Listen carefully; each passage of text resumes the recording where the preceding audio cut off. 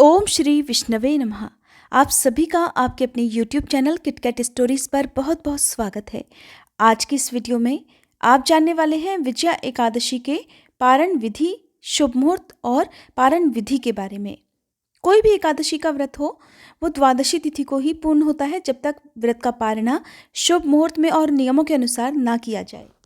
एकादशी की पूजा कैसे की जाती है और विजया एकादशी की कथा कौन सी है, ये जानने के लिए हमारे चैनल पर पहले से अपलोडेड वीडियो को आप देख सकते हैं। पहले जान लीजिए तिथि और मुहूर्त, उसके बाद आप जानेंगे पारण विधि और नियमों के बारे में।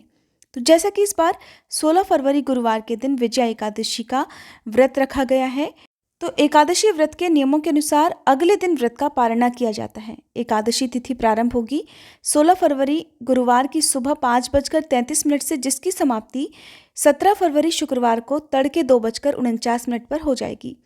यदि सूर्योदय से पहले भी एकादशी की तिथि हो तो उस तिथि में भी उपवास किया जा सकता है। इस बार की तिथि को लेकर भी हो सकता है लोगों के मन में प्रश्न हो, लेकिन मैं आपको बता दूं कि 16 फरवरी गुरुवार के दिन ही एकादशी का उपवास रखा जाएगा। अगले दिन एकादशी तिथि नहीं है, सारा दिन केवल द्वादशी तिथि है। तो ऐसे में व्रत का जो पारणा है वो द्वादशी तिथि बीतने से पहले पहले ही कर लेना चाहिए। 17 फरवरी शुक्रवार की सुबह 2:50 से द्वादशी तिथि प्रारंभ होगी, यानी कि सुबह तड़के द्वादशी तिथि प्रारंभ होगी और उसी रात को समाप्त भी हो जाएगी। 17 फरवरी शुक्रवार की रात 11:36 पर द्वादशी तिथि समाप्त हो रही है। विजया एकादशी यानी 16 फरवरी गुरुवार के दिन सूर्योदय सुबह 7:02, सूर्यास्त शाम 6:19 और राहुकाल दोपहर 1:30 बजे से लेकर 3 बजे तक रहने वाला है। 17 फरवरी द्वादशी तिथि शुक्रवार के दिन सूर्योदय सुबह 7:02, सूर्यास्त शाम 6:19 और राहुकाल सुबह 10:30 बजे से लेकर 12 बजे तक रहेगा। एकादशी व्रत का पारणा हमेशा द्वादशी तिथि के सूर्योदय के बाद किया जाता है और ध्यान रखें कि इस समय हरिवासर ना हो। हरिवासर वो समय होता है जब द्वादशी तिथि शुरू होती है, तो उसके शुरुआत के 5 से 6 घंटे का समय। इस समय खोले गए व्रत को भगवान स्वीकार नहीं करते हैं। तो जो व्रत खोलने का यानी व्रत पारणा का शुभ मुहूर्त आपको प्राप्त होगा वो सुबह 9:15 से लेकर 10:20 तक रहने वाला है। इस बार आपको सूर्योदय के तुरंत बाद व्रत नहीं खोलना है, क्योंकि उस समय हरिवासर रहेगा।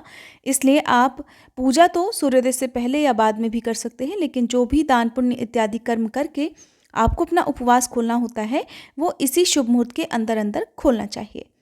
कई बार लोगों के पास सुबह समय नहीं होता है, तो ऐसे में दोपहर 12 बजे से 1 बजे के बीच में व्रत नहीं खोला जाता है। अगर द्वादशी तिथि सारा दिन है तो आप दोपहर में 1 बजे से लेकर 3 बजे के बीच में भी अपना उपवास खोल सकते हैं। किसी कारण से यदि आपके पास समय ना हो तभी आप ऐसा करें, और उससे पहले फिर आप किसी भी तरह का फलहार या कोई भी नमक अन्न इत्यादि का सेवन ना करें जब तक आप व्रत नियमों के अनुसार ना खोल लें। अगर एकादशी व्रत का पारण सही विधि से ना किया जाए तो इस व्रत का पूरा फल प्राप्त नहीं होता है। इसलिए आज की इस वीडियो में आप जानेंगे एकादशी व्रत की संपूर्ण पारण विधि के बारे में। एकादशी व्रत का नियम दशमी तिथि से लेकर द्वादशी तिथि तक चलता है। द्वादशी तिथि को पारण करते समय चावल खाए जाते हैं। जो लोग इस नियम का पालन नहीं करते हैं वो केवल फल या फिर शुद्ध सात्विक भोजन से भी व्रत खोल सकते हैं, लेकिन जो वैष्णव संप्रदाय के लोग हैं उन्हें द्वादशी तिथि को चावल से पारण करना अनिवार्य होता है। तामसिक भोजन किसी भी प्रकार से दशमी तिथि से लेकर द्वादशी तिथि तक घर में नहीं बनना चाहिए। एकादशी व्रत रखने के लिए दशमी तिथि के दिन से ही कुछ जरूरी नियमों का पालन आपको करना होता है, जिसका आपको द्वादशी तिथि के सूर्योदय तक ध्यान रखना होता है। जो लोग व्रत तो रखते हैं लेकिन दशमी तिथि से लेकर द्वादशी तिथि तक नियमों का पालन नहीं करते हैं, तो इससे उन्हें व्रत का पूरा पूरा पुण्य लाभ नहीं मिल पाता है। और ऐसे में हर किसी को ये पुण्य लाभ नहीं मिलता। लोग व्रत तो रखते हैं, पूरे एकादशी व्रत में अन्न का जल का त्याग भी कर लेते होंगे, लेकिन फिर भी कुछ ना कुछ गलतियां ऐसी होती हैं जो हो ही जाती होंगी। तो सभी को ये जानना जरूरी है कि व्रत के अगले दिन पारण करते समय क्या गलतियां हैं जो बिल्कुल नहीं करनी चाहिए। भगवान विष्णु को तुलसी जी बहुत प्रिय होती हैं। अगर उनकी पूजा में तुलसी जी ना हो, तुलसी दल ना हो, तो वह उस पूजा को या फिर भोग को ग्रहण ही नहीं करते हैं। इसलिए भगवान विष्णु के किसी भी व्रत में, चाहे एकादशी का हो या अन्य कोई भी व्रत हो, उसमें तुलसी जी का प्रयोग आप जरूर करें। और एकादशी व्रत के पारण के लिए भी आप तुलसी पत्र को अपने मुख में डालकर उससे भी आप व्रत का पारण कर सकते हैं। आंवले के पेड़ में भगवान विष्णु का वास होता है, इसलिए हर एकादशी व्रत में आंवले की पूजा का विशेष महत्व होता है। एकादशी व्रत में भगवान विष्णु को आंवला अर्पित करने से भी अखंड सौभाग्य, आरोग्य, संतान सुख की प्राप्ति के साथ ही मोक्ष की प्राप्ति भी होती है। एकादशी व्रत के पारण के दिन चावल जरूर खाना चाहिए। एकादशी व्रत के दिन घर में चावल या चावल से बनी सभी वस्तुओं का निषेध किया जाता है, मना किया जाता है, लेकिन द्वादशी तिथि के दिन चावल खाना उत्तम माना जाता है। मान्यता है कि एकादशी के दिन चावल खाने से अगले जन्म में धरती पर रेंगने वाले जीव जंतुओं की योनि प्राप्त होती है।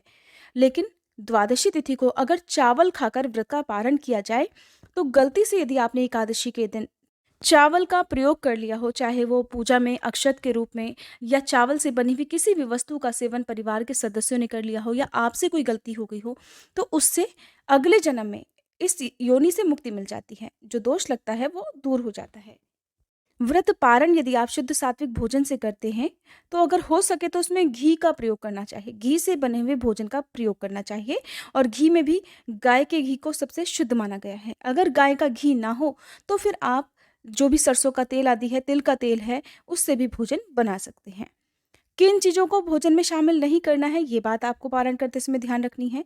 जैसे कि मूली, बैगन, मसूर की दाल, लहसुन, प्याज, इन सब का पारण में प्रयोग निषिद्ध होता है।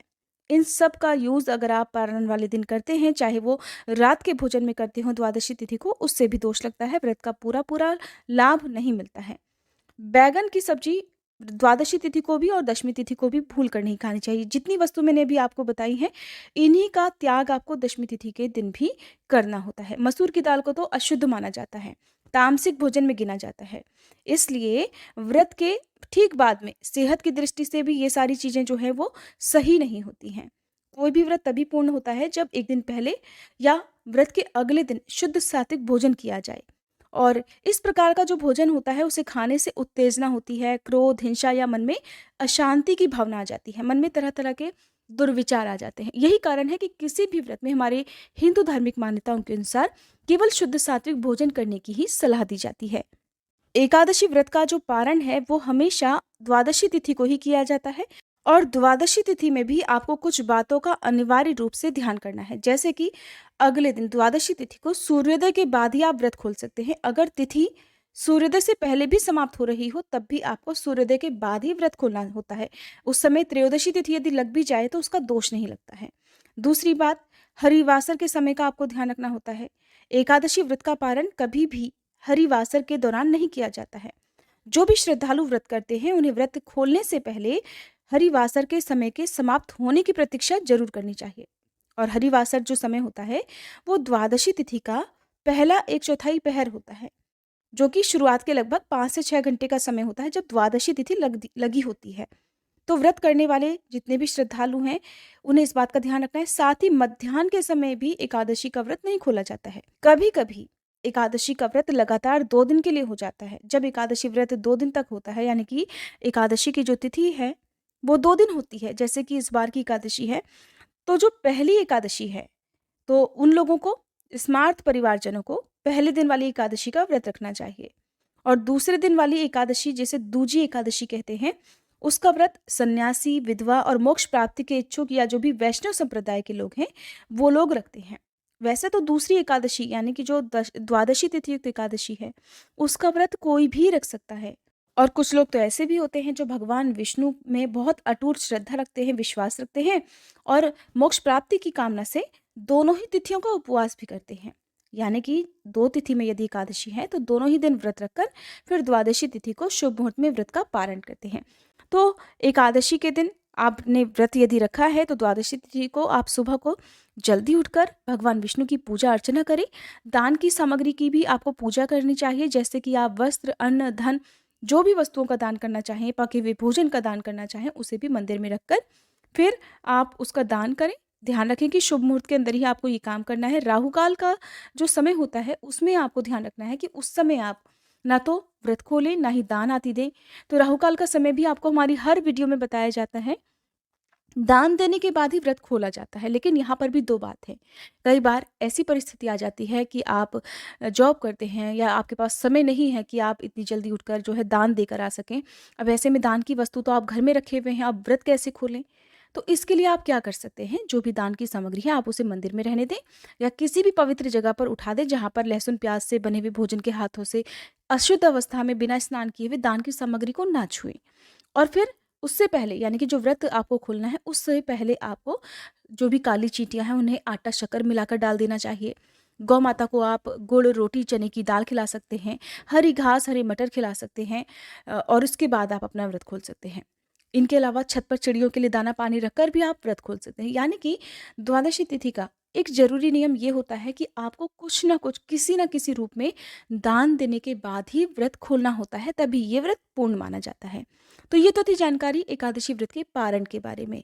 द्वादशी तिथि को शाम को भी आपको शुद्ध सात्विक भोजन ही करना चाहिए। कई बार लोग सुबह तो व्रत शुद्ध सात्विक भोजन से कर लेते हैं, खोल लेते हैं, लेकिन शाम को जो भी तामसिक भोजन है लहसुन प्याज से बना हुआ वो ग्रहण कर लेते हैं, तो वो भी गलत है।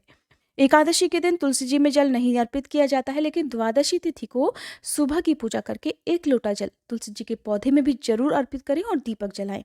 एकादशी की रात या फिर द्वादशी की रात हो, तुलसी जी के पौधे में दीपक जरूर जलाना चाहिए। जल अर्पित नहीं किया जाता है एकादशी को, लेकिन दीपदान यानी कि दीपक पौधे के नीचे जरूर जलाना चाहिए।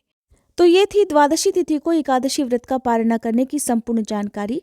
पारण मुहूर्त अलग अलग हो सकता है, लेकिन जो पारण विधि है वो हर एकादशी व्रत में लगभग एक सी ही होती है। इसलिए अगर आपको ये जानकारी पसंद आई हो तो प्लीज़ वीडियो को लाइक करके आप हमारे चैनल को सब्सक्राइब भी कर सकते हैं। और आजकल हमारे इस चैनल पर हर दिन फाल्गुन मास महात्म्य की कथाएं भी सुनाई जा रही हैं।